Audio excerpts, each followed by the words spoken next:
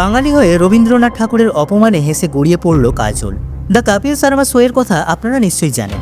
একটা সময় আমি নিজেও এই শো দেখতাম, কিন্তু রিসেন্টলি কপিল শর্মা শো এ কো হোস্ট কৃষ্ণা কাজলকে হাসানোর জন্য রবীন্দ্রনাথ ঠাকুরের একটা ফেমাস গান একলা চলো রেকে বিকৃত করে, যেটাকে ভীষণই বাজেভাবে রিপ্রেজেন্ট করা হয়, যার মধ্যে বিন্দুমাত্র সম্মান ছিল না।